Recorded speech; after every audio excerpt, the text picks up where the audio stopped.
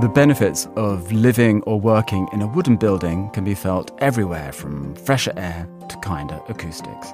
And they don't look half bad either. So what impact could a wooden facility have on school life? You're listening to Tall Stories, a Monocle production brought to you by the team behind The Urbanist. I'm Andrew Tuck. In this episode, Petri Burtsoff takes us to see a newly completed, first-of-its-kind wooden educational building in the Finnish capital.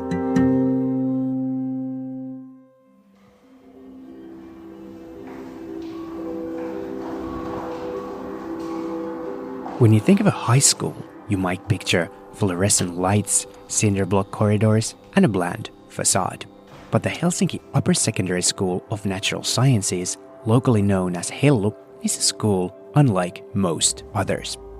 Nestled on the green crest of Kumpulanmäki, the 5-story wooden building is located in a verdant campus area which is home to laboratories, botanical gardens, and geology collections. Here, the school's 900+ students study with a focus on natural sciences in a setting literally built of nature. Designed by the local studio Frondelius, Keppo and Salmenperä, the building is dominated by wood, both on the outside as well as the inside. In fact, the building contains over 1,700 cubic meters of wood. But why wood? On one level, it's aesthetic. The interiors feature exposed timber surfaces which, together with generous daylight from the building's large windows, provide a sense of warmth in a building that would otherwise feel institutional. And it goes beyond just the looks. The building even smells of fresh wood.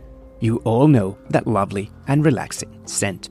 But building a large school out of wood is about more than just an ambience. The choice of a timber structure offers measurable environmental gains too. Studies indicate that wood-based construction in Finland can reduce the initial stage emissions of new buildings by up to 1/3. In fact, this building's whole life emissions were estimated to be about 1/5 lower than the average reference for Finnish educational buildings. From an urban design perspective, that's significant. The cityscape benefits when a major public building shifts away from concrete and steel towards renewable low-carbon materials.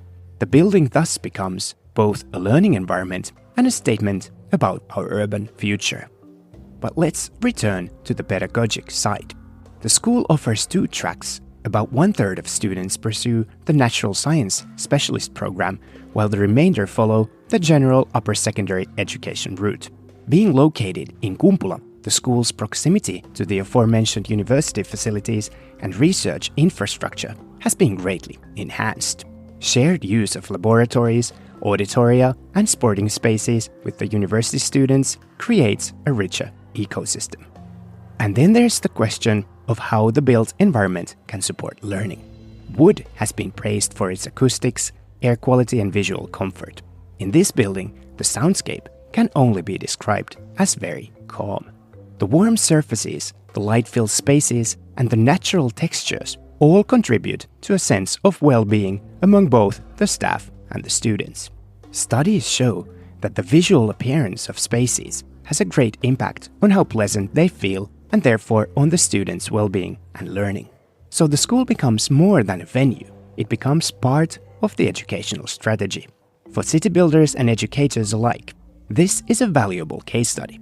How the physical environment can raise the bar on the intellectual environment. From the outside, the building presents a restrained cubic form, only broken by a subtle diagonal recession beneath the roof ledge. It sits clearly within the campus fabric, yet distinguishes itself through its materiality and scale. It's Finland's first 5-story, fully wooded school of this size. And for the city of Helsinki, the message is clear. Public architecture can be at once ambitious, sustainable, and beautiful. Schools, after all, are community anchors. When they are designed and built with care and with materials that speak to climate neutrality and with interiors that speak to human comfort, they enhance not only learning, but the urban fabric itself.